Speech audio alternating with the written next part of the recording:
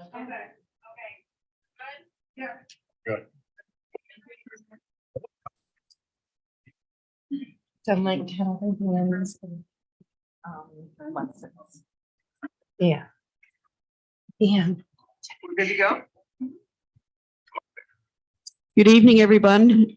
We are meeting this evening, May 31st. It's a meeting of the Public Safety Committee of the City Council. I'd like us all to please open with the Pledge of Allegiance. Thank you. pledge allegiance to the flag of the United States of America and to the republic for which it stands, one nation, under God, indivisible, with liberty and justice for all.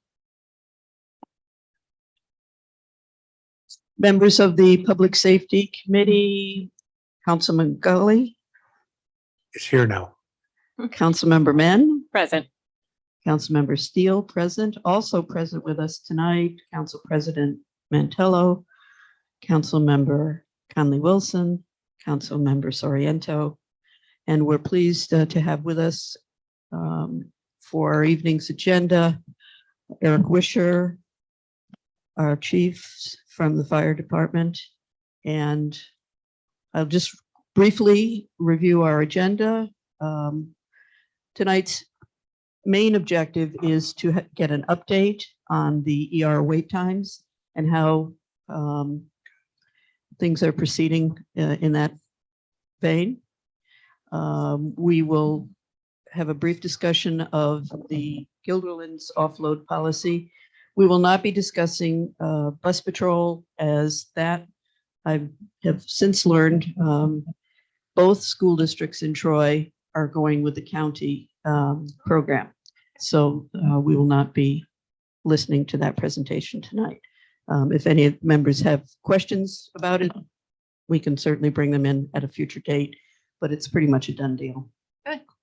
So without further ado, Eric Wisher, would you please bring us up to date on where we are with our ER wait times? I know you've reported in the past and we're anxious to hear where we are. Thank you. Just, it's hard to hear, Aaron. As recent as yesterday, there was a call at St. Peter's. They waited an hour and a half.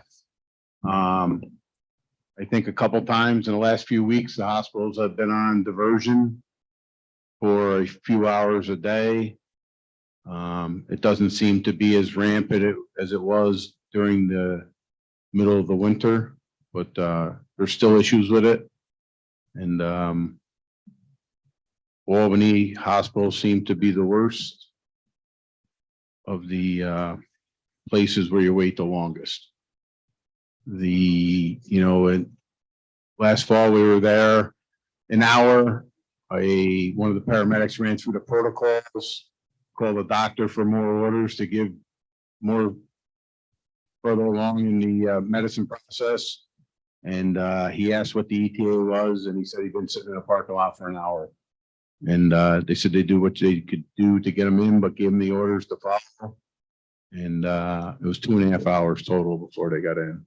That we're physically treating people in the ambulance waiting outside, which I think is we're doing the work of the ER out in the ambulance because they don't have a space to put somebody. Albany Med doesn't let you in if they don't have a bed. They make you wait outside and they call you on the radio and tell you, we have a bed available now and you can bring your patient in.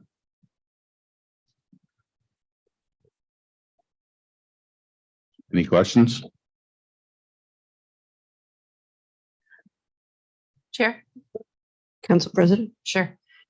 Eric, why don't you just, for the council and who, ever is watching this in the public, explain what that does if another call comes in, a fire hits. Maybe you can take a step back. I think you're jumping ahead. So Thank you. I'll take yesterday's call, for example. That was medic one who crossed staffs with truck one. So the total call time was Where? Just, from Lansingburg, okay. medic one and truck one or Lansingburg. And the total call time, I believe, was just over 2.5 hours. That means we lose a ladder truck for 2.5 hours. So if a fire comes in, you have high-rise buildings up there, schools, nursing homes. And we have to wait for a ladder truck to come from downtown, which is probably another 4 or 5 minutes, depending on where in the burg the fire would be.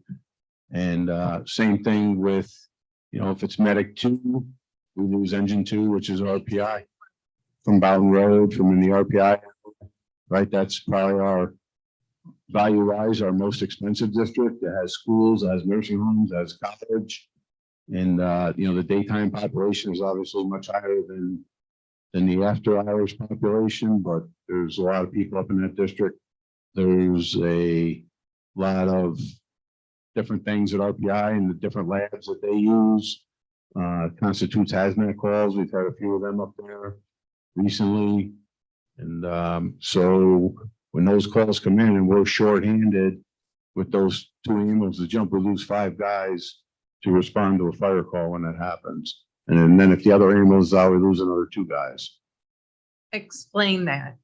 So How many go in an ambulance? Medic 4 is the only fully dedicated ambulance. It has 2 guys. That's their job. They don't jump. These guys fight fires, whether it's on the ambulance or on the cross staff rig that they're headed up with, truck 1 or engine 2. And,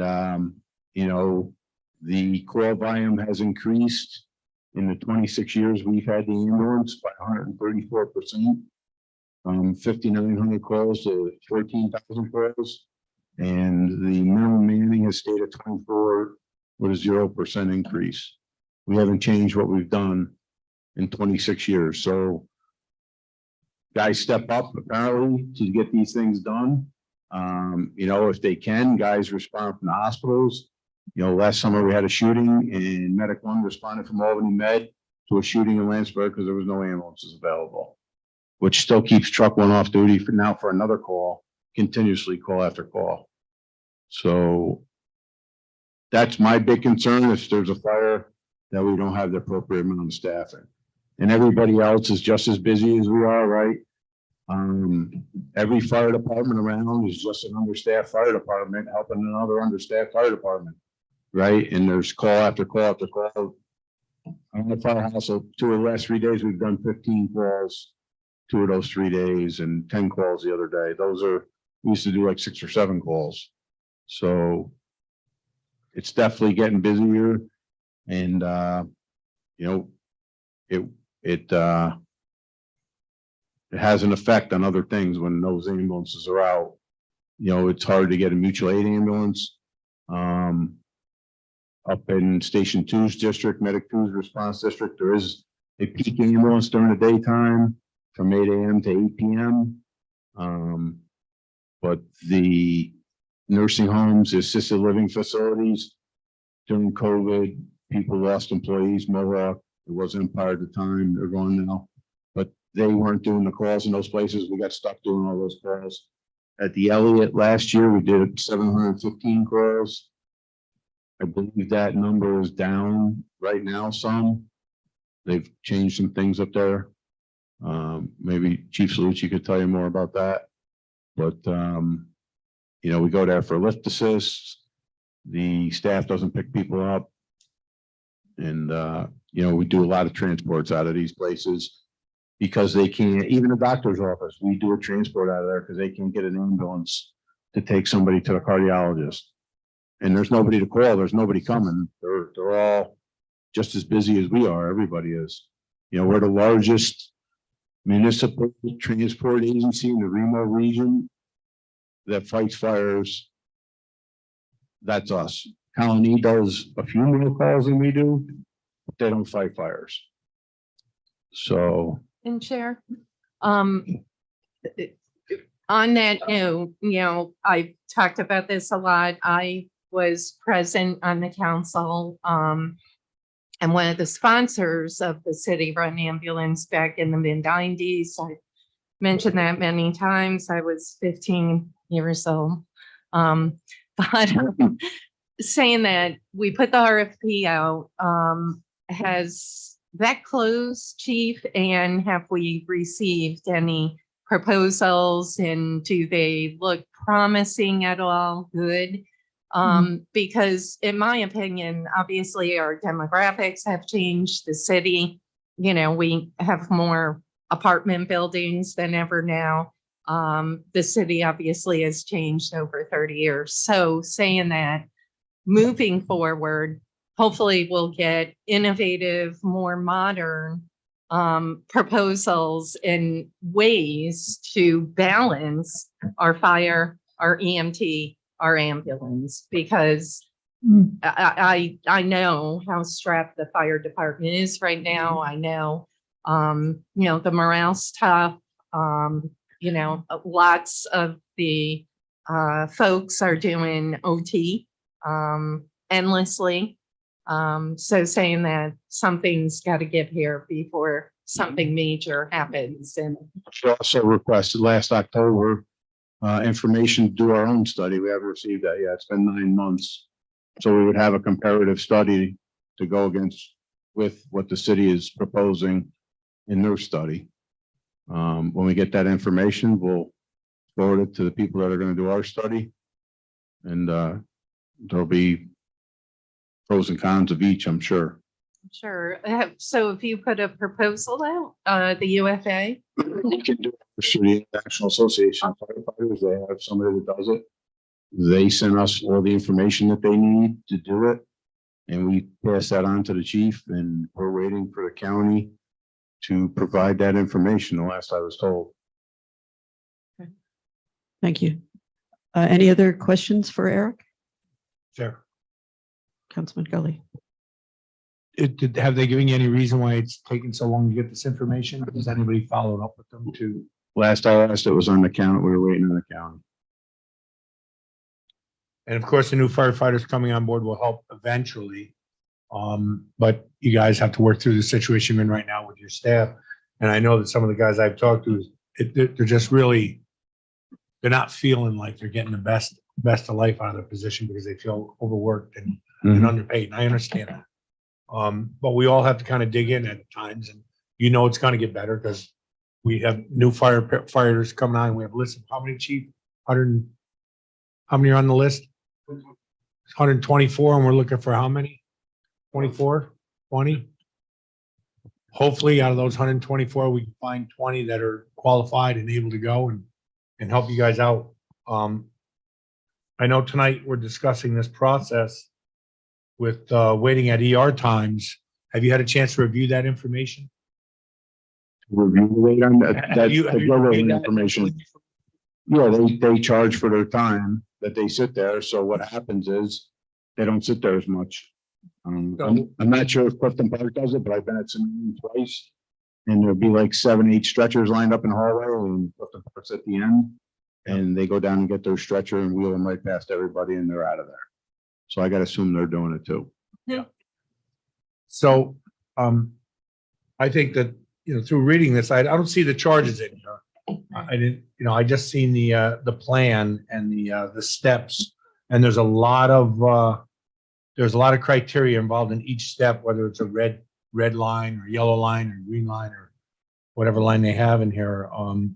Is that something you think that would help us moving forward to put a presence on that hospital, that we want to get the hell out of there on time? Well, I think the difference between us and Gilliland and Clifton Park is we fight fires, right? We take a ladder truck and a fire engine off duty to do an EMS call.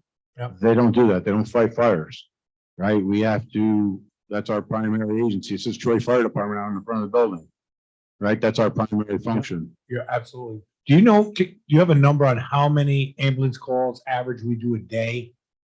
I'd Per say it's day? about 40. Is it 40 a day? That's a lot. That's a lot. Do we have a lot of repetitive clients that we keep going back to time and time again? There's always some of them. Do we have buildings and projects that are more using up our time and efforts in their facilities? Is there some way that we should look at maybe looking at these facilities that aren't controlling, have somebody inside, and maybe looking at a way to have them sharpen their pencils? So I don't want to go too far into weeds, Jim, but I spoke with the planning board last week and wrote a letter, right? They're the planning board. They plan for parking spaces and handicap ramps, Right. garbage dumpsters, structures. green space where a tree goes, a shrub goes. But I said to him, what you're not planning for is the impact that these projects have on public safety. Right. There needs to be a formula, you know, if a 100-unit building has to dictate so many calls, you know what I mean? Right. And at some point you have to increase the manpower to handle those calls, you know what I mean? And we actually asked for a building moratorium and they said they couldn't do that. But they said they would write a recommendation to the council to do something with staffing. That's great. Maybe they should do something at their planning meeting, zoning meeting, to keep it down a little bit. So we'd have a little time to grow that, because it's not something that happens overnight. And I would hope that respectively, they would understand that. So maybe they should really look at their job, because I have buildings now, they're going out where they want to put 10 apartments in with 9 parking spots or 8 parking spots. And there's already people there. We have businesses going in areas where there's no parking. I don't know who's steering the ship at those committees, but I think they really do have to look at that comprehensive. plan and be a little sharper. The building on Fifth Ave, the all-electric building where the Citizens Bank is, that's 70 units with 12 parking spots. Yeah, I mean, what do you do there? Right. I Chair. think we need to stay on topic if we could, please. Yes. All right, well, that's all Councilman- about the usefulness of going to the hospitals and getting out of there. So I'm okay with moving forward. I just wanted to talk about a couple things first. Thank you. Chair. Councilmember Mann. So I wanted to thank everybody, union and chiefs for, and the rest of the Public Safety Committee and the council as a whole and corporate council for considering this policy, because when I read about it in the Times Union last December, I reached out to Guilderland's head of EMS, Jay Tyler, and he provided the supporting documentation from the corporate attorneys that specialize in what is called the Emergency Medical Treatment Active Labor Act, which is a federal law that, and I'll just read it, especially for people who are watching. It's a federal law that applies to all acute care hospitals in the US that accept Medicare, virtually all. Under the law, whenever individuals present on a hospital property with possible emergency medical condition, the hospital has a federal statutory duty of care to patients. Hospital property, by the way, includes more than just the emergency department. The legal definition includes hospitals, buildings, adjacent areas, and areas within 250 yards of the main buildings. There are many other municipalities throughout this country that are facing a similar issue to us in terms of hospitals trying to persuade them that they don't have to take patients from them. And that is an improper interpretation of the law. Hospitals cannot delay their assumption of legal responsibility for the patient by ordering EMS personnel to remain with the patient and refusing to accept the patient until hospital staff indicates they are ready for handoff care. And there's the system that Guilderland has developed looks at the demands on their own resources. How many of their ambulances are out in the field off service? And so they've classified them as green, normal service. You've got enough staffing, yellow, we're understaffed, and red, where it's critical. And they've created an offload time. There is always the right for paramedics, EMS staff to stay with a patient, and there are exceptions, especially acute situations, blood pressure, heart. And obviously we rely on the experts to make these decisions. You are providing the treatment.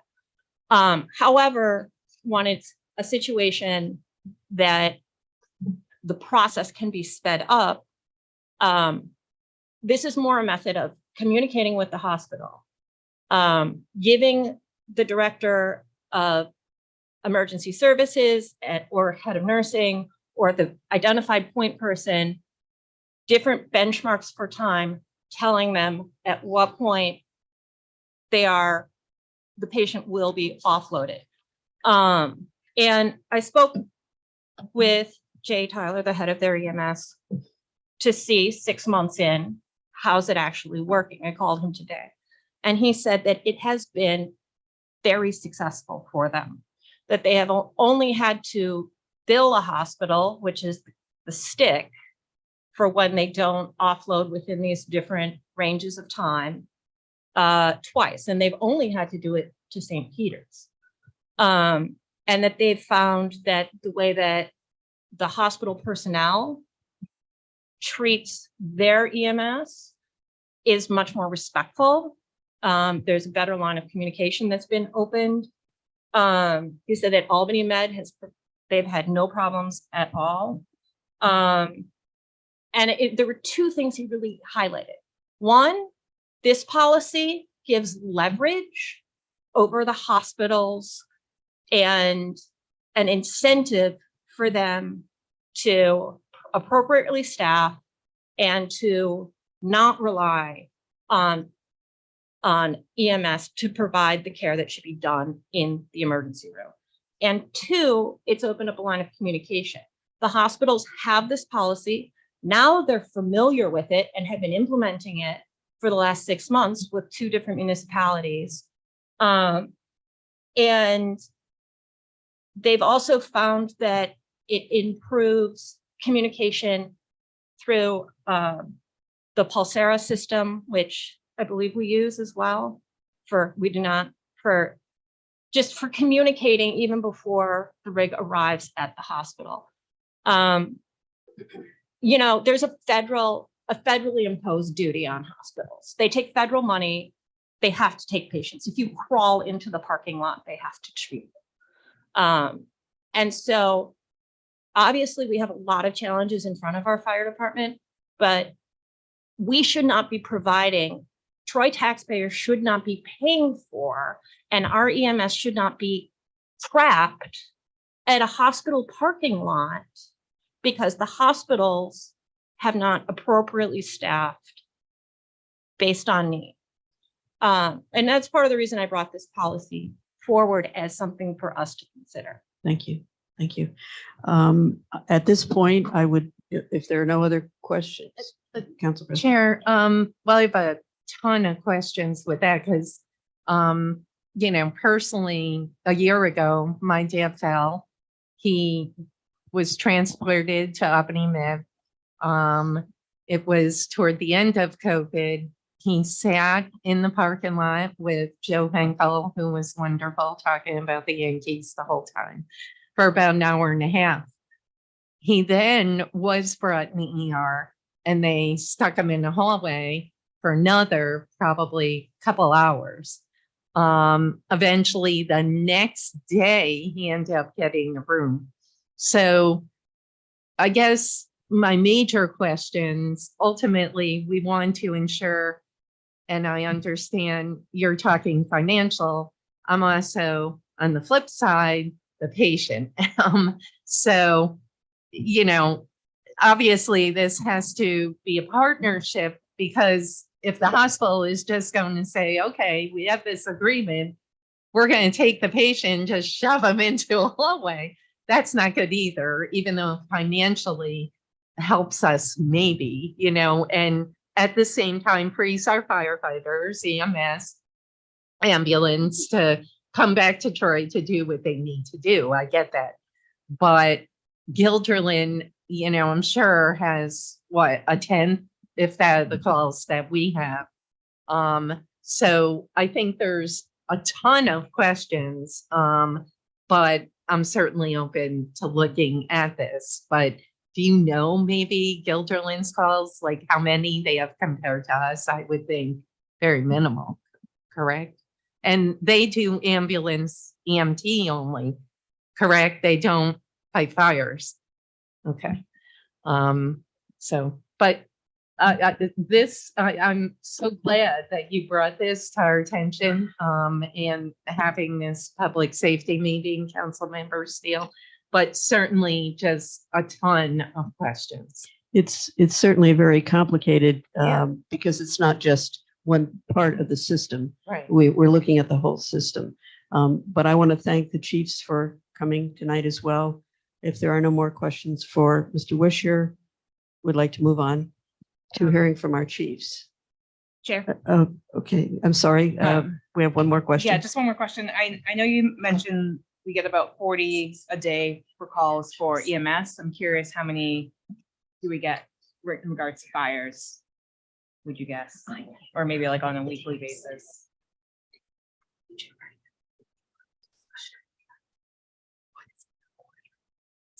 We're a busy department, Yeah, no, I'm sure. We're all, right? So, we're busy all the way around. We're busy fighting fires, car crashes. I'm sure that you've heard us up here state this before. Speaking directly towards this policy, one of the things that the supporting documentation that was sent out speaks to over and over and over again is collaboration. Collaboration between the management of the EMS services, collaboration with the emergency departments. We have a great working relationship with Samaritan Hospital. They're the only hospital in town at this time. I might as well get my one statement out of the way, my one half kidding joke out of the way. At a time when nobody went to the hospital in the city of Troy, we used to have 3 of them.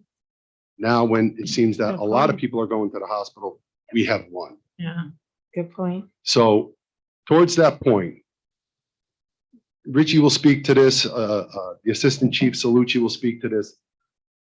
Well over 80% of our calls go to Samaritan Hospital. We have a wonderful working relationship with Samaritan Hospital. We look to use this as a conversation builder to build that conversation and to collaborate with Samaritan Hospital.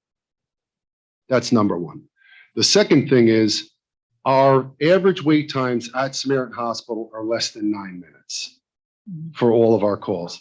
As President Wisher stated, it's much worse at the Albany hospitals.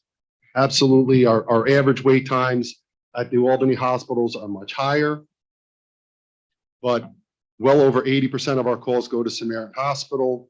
So I'm not exactly certain if we would want to implement this policy for just the Albany hospitals, but that would not make sense to me. President Wisher also stated that Samaritan Hospital goes on diversion. We have developed a plan that when Samaritan Hospital does go on diversion, we recognize that the wait times at the Albany hospitals, along with the travel times to the Albany hospitals, are much greater. We bring in extra crews to staff an extra ambulance to make certain, to try to compensate for that, to try to compensate for those extra travel times, to try to compensate for the extra wait times down in the emergency departments. In the supporting documentation, it states that along with the collaboration, it also states that our members sitting in the emergency department, it builds a frustration. That's not the only thing that builds a frustration. Our guys are just incredibly busy. I don't know if, I think that by implementing this policy, you would think that it would alleviate the need to staff other ambulances. That's not the case. We're just understaffed. We need additional ambulances. We need additional people out on the street. We are working towards that. At the very last council meeting, this council body approved the acceptance of a SAFER grant that it's going to allow us to go 4 members higher than our budgeted strength. And so we're going to go from 120 to 124. That will move the goalpost a little bit down the road. I don't know as if it's going to get us across the finish line. We're incredibly busy. As the chief of the department, I'm assuming that I'm sure that the assistant chief will back me up on this. We're one of the main concerns is the levels of frustration of our guys, the number of calls that they're doing, the burnout that they're experiencing.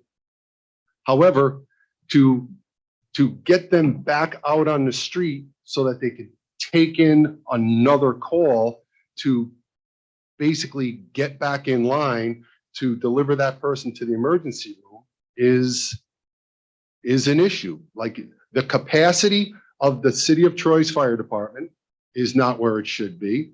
The capacity of the emergency department is not where it should be.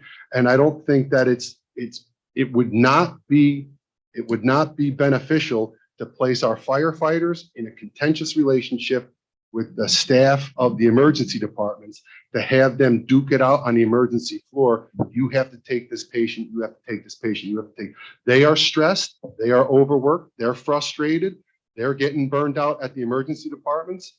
They're seeing the same number of people, even they're seeing more patients than we're seeing, obviously. And the policy, it has created an opportunity for us to have conversations with the staff at Samaritan Hospital. Like I stated a couple seconds ago, Samaritan Hospital, it doesn't seem to be a problem for us. And when they are not able to accept other patients, we have a plan B in which we revert to. We bring in extra staffing. That's my only answer, to be totally honest with you. I wish I had another answer that I could say, we can slow down the 911 calls. I wish that I had a way that I would be able to calm the seas. That's not the case. It's a busy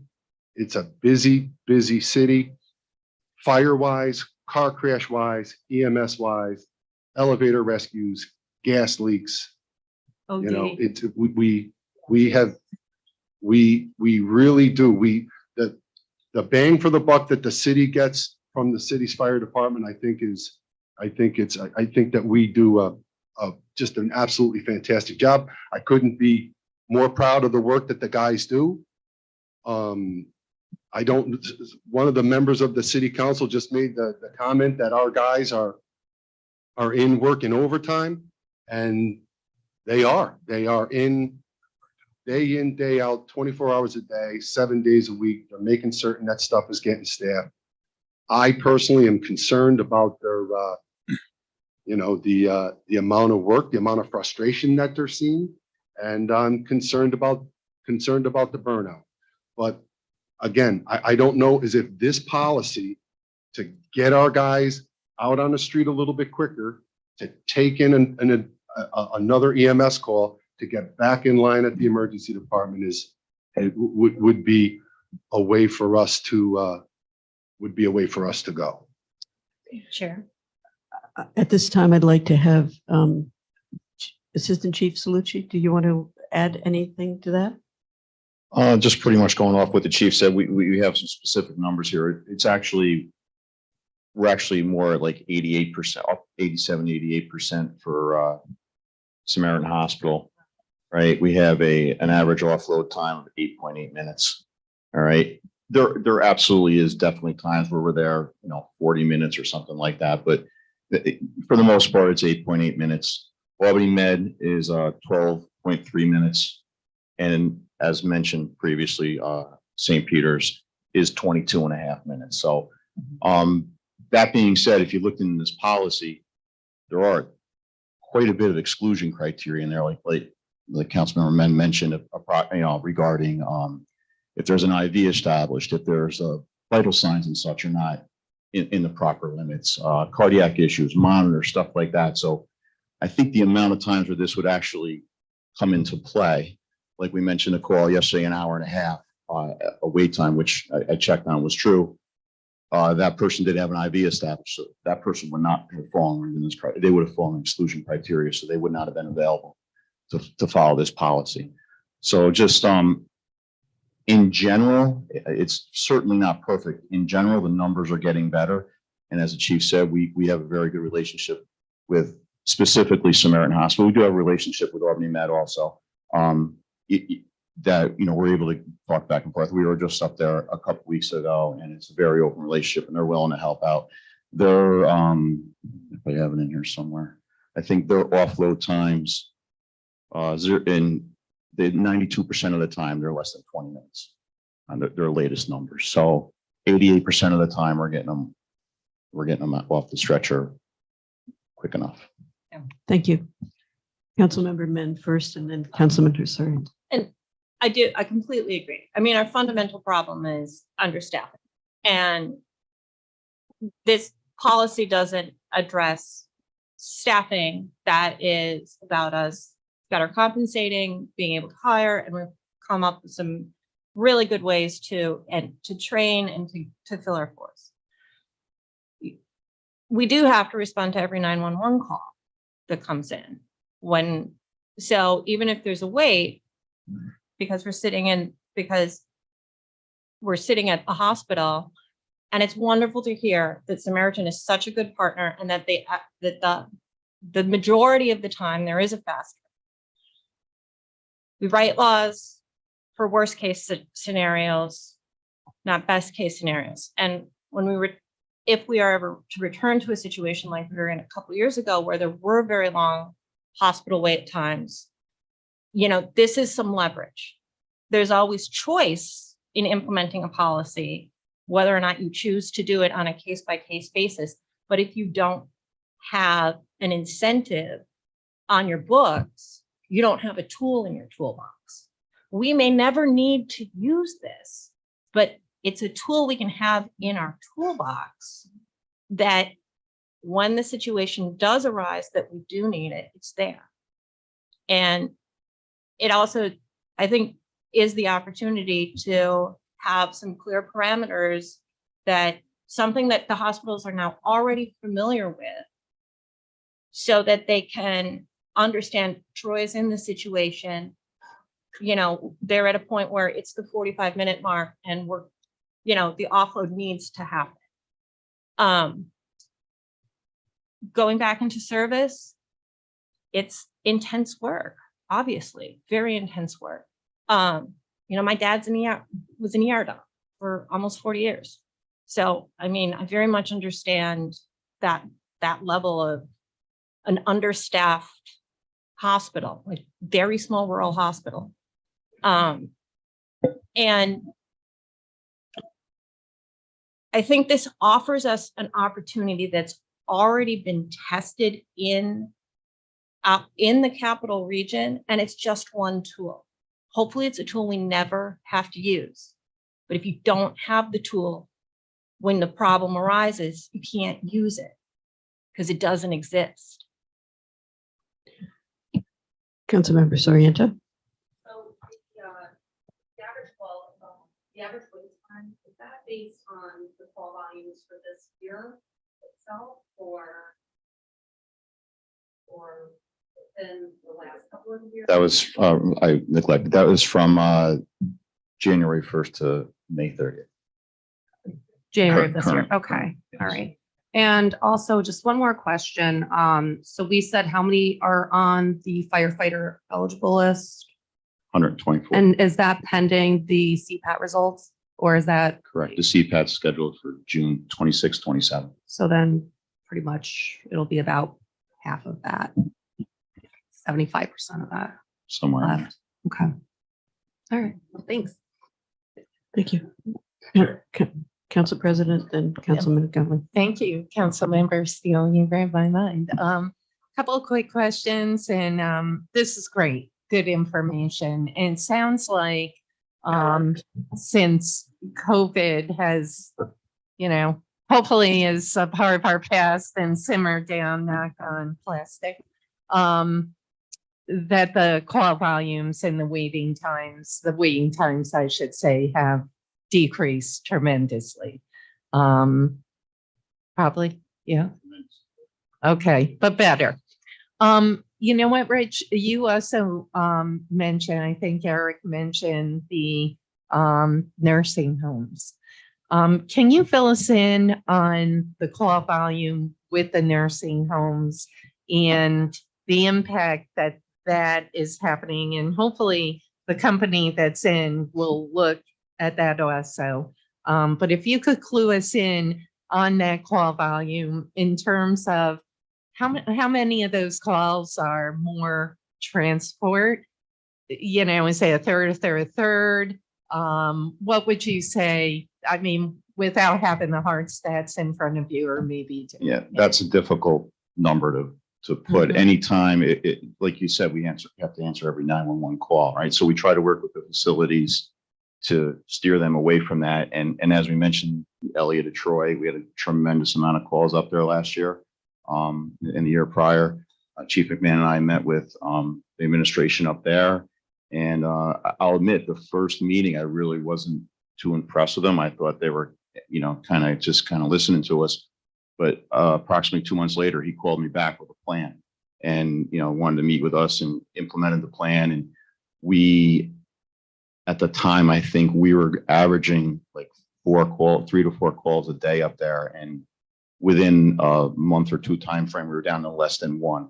Still not ideal, Right. but definitely in the right direction. I don't know the number of calls Yeah, currently for this year, but and again, the nursing homes, if they call, we have to come. To say what constitutes an actual transport, Right. if someone's having, a lot of times we'll get a call for like a lab values or off or something like that, but is that having some sort of cardiac input, Right. cardiac event? It's very difficult to say. So for us to say that in the field, it's too difficult to say. I know some other departments up north are looking, they're looking at kind of out of the box, taking someone's blood pressure, more of a quick triage rather than the transport. Community paramedicine. Yes, thank you. Thank you. I Right. couldn't think of the word. Yeah. Is that something, I mean, I understand. I talked to Eric about this. He said at the end of the day, they want to be transported anyway, but what do you think about that? Yeah, that's not something that we would really want to entertain. Okay. If you think that the wait times at the emergency department are extended when you are dealing with someone in their own home, those times would be multiples of that. Yeah. It's not something that we would entertain unless we staff a group of members that would be their only task, Yeah. is to go and do That's- this yeah. paramedicine. And that's something that I know a couple of North Country are actually looking at, carving out just specific staff members for that only. We won't get into that, and that's a whole other ball of wax. 2 very quick questions, actually 1 comment, 1 question. The 4 new firefighters, if we're able to hire the 19 to 24 that the mayor talked about, depending on retirements that are coming up. I saw one over the weekend. Congratulations, Jeffrey. So combined with that, with the 4 new under the SAFER grant, how is, obviously filling the vacancy is key. What will the 4 additional do? We put everybody in a line position. We have, back in the early 90s, mid 90s, when the city went bankrupt, we removed everybody from training. We removed everybody from fire prevention. We removed everybody is in a frontline operations position. Every new member that we are going to hire is going to be sitting in a seat in a fire truck, a fire engine, or in an ambulance. And they are going to go towards the daily staffing. Okay. It's not Right. like the police department where they have like a community policing group and a Right. detective bureau and SRO. we take Thorough. we take the total number, we Mhm, divide it by 4, mhm. and they all go on shift. Okay, and a last comment, just for the record, a couple police officers saw the agenda and they did mention with Councilmember Gully, I know it's not on the agenda, but I would like to somehow talk about, discuss, and I don't even know how we tackle it, but the impact of all of the new projects that are happening in the city of Troy. on not just our fire department, but also the police department and public safety. So just for the record, we'll take that up at a later At a date, later but date, it yes. really is something we need to discuss. Thank you. Thank Councilmember you. Gully? Chief, I know you talked about the stress on the men from being incredibly busy. And I felt like you were looking at this process of legislation for you guys as something to create some confusion and probably some conflict between the ER staffs and our fire staff. But I'm not looking at it like that.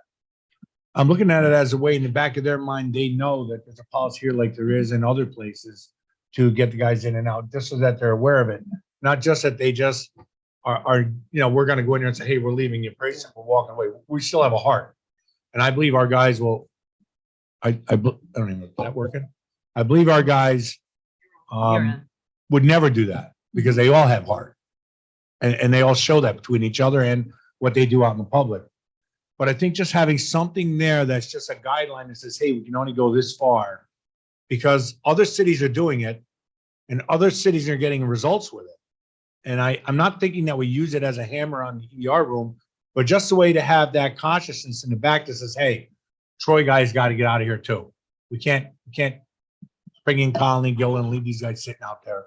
And I think it's not a move to be against the individuals or against the ER, just a move to say, hey, they have a policy also, and to put us in the same ball field as these other ambulance corps, especially since we have to fight fires also beside doing that. So we should get out of there.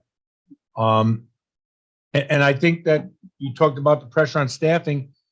I just want to say that even if it's a couple minutes, even if it's 10 minutes each time, it just relieves pressure on the staffing, even if they have, their job is to go to that next stop. That's what we pay them for, to go to that next ambulance call when they get out of the hospital. The reality is we don't want them to sit there while they could be moving to another call to better take care of the residents of the city than sitting in a waiting room. And I'm not saying that this would be used all the time because those wait times are not bad. But you're going to have those ones where there's going to be conflict and you have something in your pocket you can say, hey, look, this is our policy. At those times, not every time, but at those times where you're in conflict with them because of their situation and their staffing problems are not our staffing problems, even though we try to work with them on that. They're not the city of Detroit staffing problems. We have 51 and growing 1,000 people out here that our safety guys are overwhelmed and overworked to take care of. And we need to do something in the future to take care of that properly. We know that. You know that. I know that. This council knows that. But we have to do it in steps because financially, we don't want to bury the city again because it was buried before and we just come out of that hole. But we want to do the right things to get the staff up to par. But I just think that this legislation isn't about creating conflict. It's just about having an insurance policy that says, hey, Yeah. we can't stay. We can't be here now. You need to help us. You need to move us along. And they need to know that we have this policy in place. It really isn't about the money. It's about freeing the guys out on their situation, not having other hospitals outside our area take advantage of our services to utilize us as their waiting room staff instead of the staff they should hire. So I like it. I like it. I don't think we need to use it as a revenue generator. I would definitely not want to do that. But as an educator, I think it's great legislation to have these hospitals realize that we can't treat Troy differently than we treat the other guys that got these contracts. We got to do the same thing for them. That's how I feel. Anyways. Chair, Thank you. I'd like to Chair, commit, sorry. Councilmember Mann. Yeah, actually, the idea of insurance. And then once there's a policy in place, then you got the bad cops you can blame, you know? But I did want to, you brought up something very interesting in terms of concentration of calls, and how working with the Eddie helped reduce and streamline the types of triage, the types of calls you were getting, because we are having this sort of parallel conversation about construction and apartments and concentration of housing and density. I think if we are going to have a meeting where we're discussing that possibly in a combo public planning and public safety meeting, I know part of the planning process is that every project that's proposed as part of the application process is reviewed by both police and fire for impact. So that an application cannot come to planning until it's already had that review. I think it would be very interesting for us to see a heat map of the various locations throughout Troy, especially our larger apartment buildings that are more than, say, 50 units, to see if we have concentrated call volumes at certain locations. And if we do, then working with those organizations, those landlords, those businesses, those nursing homes, to do something in parallel with what the Eddy has done and create a policy and an open line of communication to see if they can, you know, work with their residents and make sure that they're using 911 in a well-educated way. And is that data available in terms of tracking calls based on address?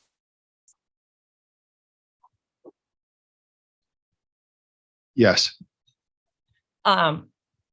Would that be something that, you know, could be shared with the council so that we can make more informed decisions? Because we may find that there are buildings that are being built that have very low, high call volume, and there may be some that have higher call volume, and that may be an opportunity to open a dialogue with the owners, the building managers, the property owners of those organizations or apartments, and you know, have a better relationship. Okay. Thank you. Yes, if you have another comment. I'd just like to say, the one thing that kills morale most is when you're waiting in that line at the hospital and somebody from behind you gets taken up to the front and you sit there for another 45 minutes and they're back going out of the parking lot and back in Clifton Park or Gilliland, wherever it is, and you're still waiting there. That's what kills morale. I want to thank you all for, Yeah, I apologize, but I want to hit that really quick. So I understand what you're saying, but I also see it from the hospital. I'll tell you what happened real quick. My son, seizure, boom, went down, hit his head on a toy. The gash was very deep. Blood was gushing, but it eventually stopped. We didn't call 911. We just said, we're taking this kid because we knew it needed stitches, whatever. So we rushed him to Samaritan. I got to tell you, I felt horrible, but this is what they did. The ER waiting room packed, the overflow packed. People were waiting outside. It was just jam-packed. Busy night. So anyway, they called us in. I figured triage, take his blood pressure, ask us the questions, put us back in the hallway for another 4 or 5 hours. Doctor comes in. He looks at the gash. He says, well, I got an option for you. He said, we could wait 5, 6 hours. It's going to be a good 5, 6 hour wait. James has special needs, so he needs the cocktail to, you know, get him all mellow, and we'll stitch it up. Or we could have you out of here in 15 minutes with some glue. Do the glue. The kid a week later, tiny scratch. I get what you're saying. That has never happened to us, but it was boom, boom. So I think when they triage people, I did get lucky, but I get what you're saying. And we were just devastated when we thought like 5, 6 hours. But bam, we were out there in 15, 20 minutes. I felt terrible. You know, For gluing your say son's- no, the people in the ER. The glue was a lifesaver. So Paul and I are going to invest in some glue, but no. Anyway, you know, Thank it's you. all I think circumstantial. what it points The to morale. is that They this, made these. that yeah. it isn't just a problem on our end. Exactly, It is exactly. hugely a problem in the hospital and Yes. their shortage of staff. And which brings me to something I'd like to discuss later on, but I don't want to keep you folks any longer. I want to thank you so much, and especially I want to commend you for building those relationships with the facilities like you did with the Elliott. That really took time on your part, but you saw the outcome for it. And I commend you for that and for maintaining that relationship with the hospitals. It is critical and very time consuming on your part, but pays off in the end, I do believe. I think it's really important that we hear from our corporation counsel on this policy. He's had a chance to review it. So I would ask him to come forward at this time. And if there are any other questions, again, thank you, gentlemen. Yeah, Really thank appreciate your time. you. Thank you very much. Steve. Thank you, Eric. Thank you. Thank you.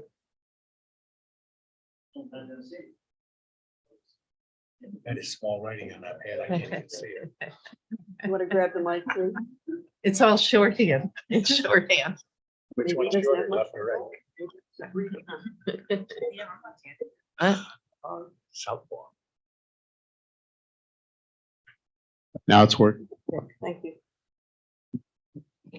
Hi, Rick. Rick, would you please shed some light for us on your thoughts on this particular policy? You've had a chance to review it. Do you see, what do you see as Well, good or bad points going forward? frankly, in my opinion, this is not a problem that a unilateral ordinance from the city of Troy can resolve.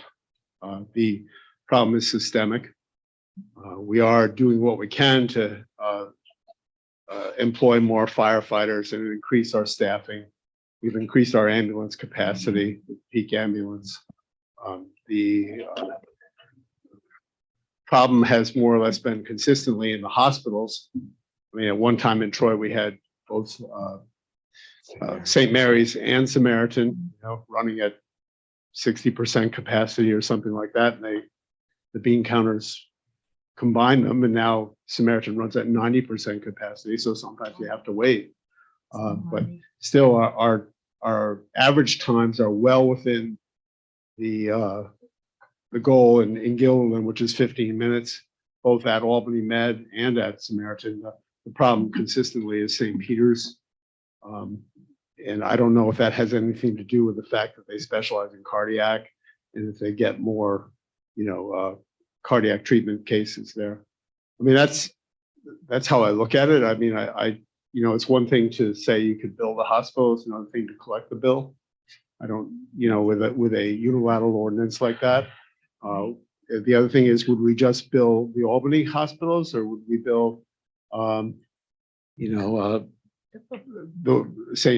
Samaritan, which is doing very well? And the other thing I was also thinking about the policy itself. I mean, the policy, say you had a hospital like Samaritan, which consistently we get in and out of there within 9 minutes. That means a lot of times we're getting in and out of there in 4 minutes or less, probably. I mean, it's just a straight up delivery. The policy identifies the times when you have to wait longer, which may be few and far between. It may be with a hospital that is actually really doing well in terms of offload times. And, that can end up, you could end up with a more confrontational situation when it's really, stuff happens. Medicine is not exact. It's not a science. Things take a long time. Then you got in and out in 15 minutes, and you could have been there for 7 hours. Exactly. If you got got into this lucky. ditch, you got lucky. Yeah. And I don't know, we don't Right. have any real data on how it's working out for the 2 municipalities that supposedly have this policy. We have anecdotes. That's all we really have. And I think most seriously, I think the chief has expressed to me, and I agree with him, we really do not want our firefighters having to, or ever, leaving a person in the hallway, which is allowed under the policy. What our policy now, I believe, is to hand off people, and from every kind of standpoint, including a liability standpoint, that's the way you should go. You cannot, I mean, even if it's a minor situation, but you just don't know. I mean, people get sued all the time because they misjudge a situation. So it doesn't seem to me that it addresses the problem sufficiently. It's kind of a blunt hammer, even though, and that the problem really needs to be worked out on probably a capital district basis with the Department of Health, and perhaps, putting pressure on the hospitals to schedule more. And they have had problems getting nurses throughout COVID. Hopefully that's going to be alleviated now that you don't have to have the vaccine anymore and things like that. So I don't know. I just don't think the city of Troy can solve this problem unilaterally by itself, and perhaps might do more harm than good. Chair. Councilman Goldie. Rick, I don't understand the more harm than good thing, because like I said, this really isn't about money, but there's some, and it's not about every time. This is not a consistent instance. But what I see is that there are instances where our guys are there longer than others are being bypassed. That is a frustration. There are times, and not all the time. No, I know it's not, it's a small amount, but let me ask you this. Is there any harm in having this in our back pocket for those times where our guys might need to go? Maybe there's an incident in Troy where there's a fire and they need to get back to something, been at a hospital. Is there anything in here that harms us from just having it there to utilize when we need it? What will they do? Will they just leave the patient? Well, we have a major fire in the thing, and they've been there a half hour, 45 minutes. I would go to that step and say, hey, we got a fire in Troy. We need to leave. I mean, I would do that. I would tell my guys to do that. Well, then they don't care. That's on them. Yeah. We have people to protect here in our city, not in Albany, Schenectady, St. Peter's. Over here in Troy, we have 51,000 people that we're in charge of taking care of. And if our guys need to get back here, I'm just saying this doesn't harm anything unless it's used wrong, but it could protect us in certain instances. Would you at least agree with that on me? I think I already stated, as I look at it as a blunt hammer, and not something that can be used with surgical precision. I don't mean to be making any puns here, but I didn't even get that. I don't- Said it. I got it. No, I didn't get that. I'm in a different mood today. Chair. So I think it's a bigger problem than Troy. I think it really needs to be addressed on a larger scale. Wouldn't you think that's why Gilliland and Colony moved in that direction? Well, first of all, I mean, you say that we don't know how successful they are at this. I mean, they might be singing their own praises. That's And true. I haven't, we don't have any data Wrote with, that down. with respect to that. In addition, I mean, it may be very depressing to see someone jump line or something like that, but there may be very good reasons for it too. It might be a triage thing. I don't know. I mean, these things, without having sufficient information, I don't think you can make a really I good get it. judgment. I get it. Chair. Councilmember Mann. We can certainly get the data from Guilderland.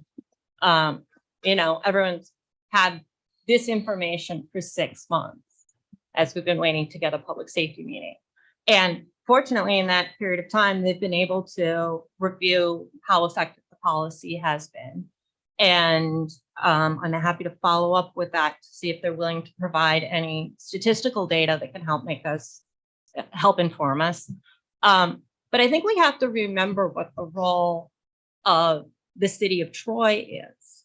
And it's to get a patient safely to the emergency room, where then the legal obligation to provide care is transferred to the hospitals. We are doing the hospital's jobs right now when our guys are stuck for hours.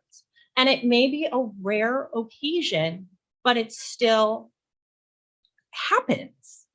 And if we can reduce it to happening very infrequently, then it's part of this is, yes, healthcare systemically in the United States is broken on many different levels and for many different reasons.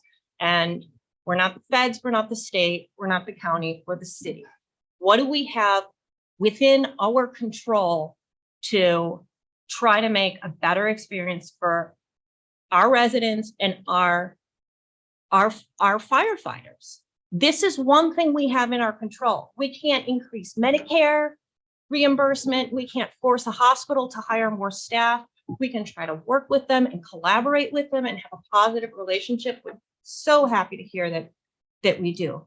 But there will be no motivation for a hospital to change their behavior. There will be no motivation for the feds or the state to provide additional funds so that they can get better staff, have better triage, if there aren't little moments of movement.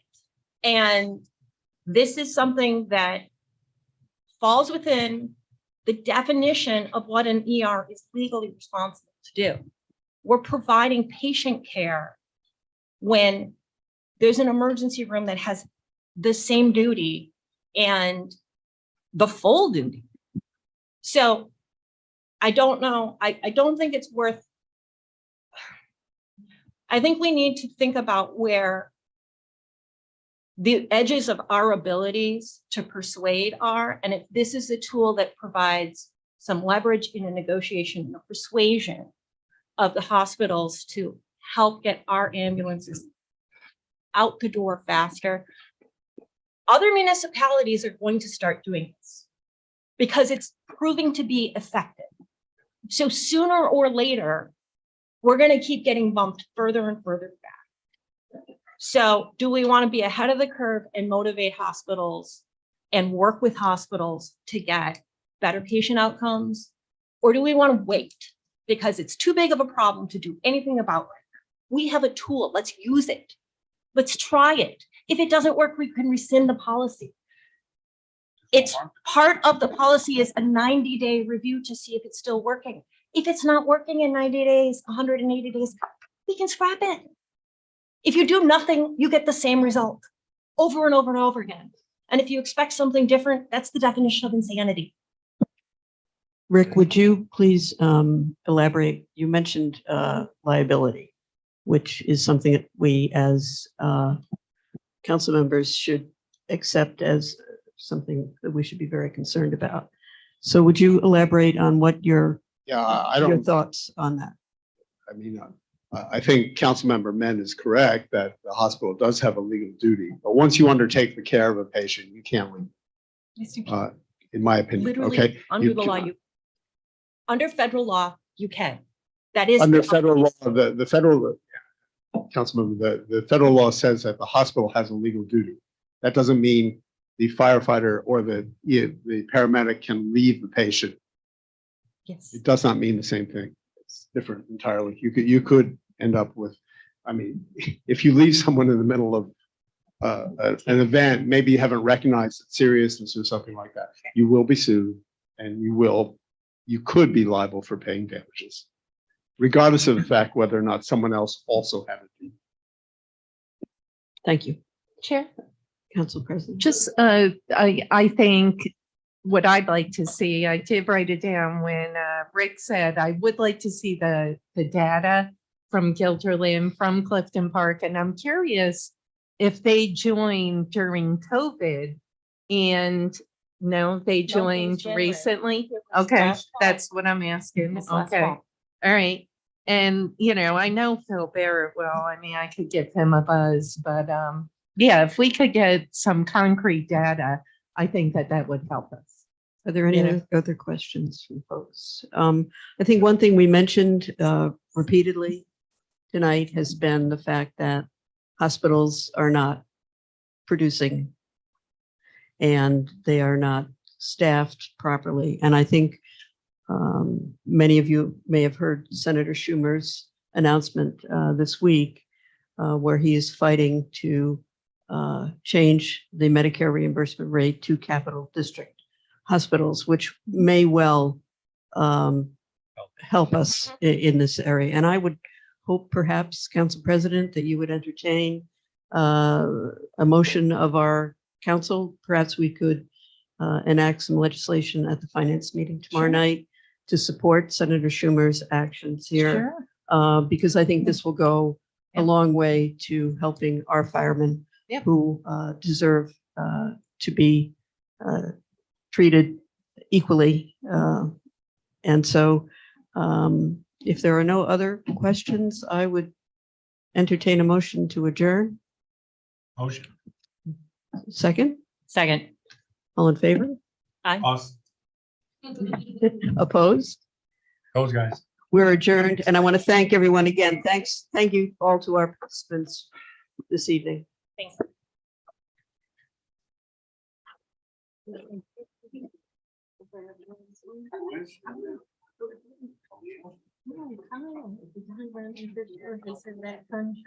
Yeah. Right.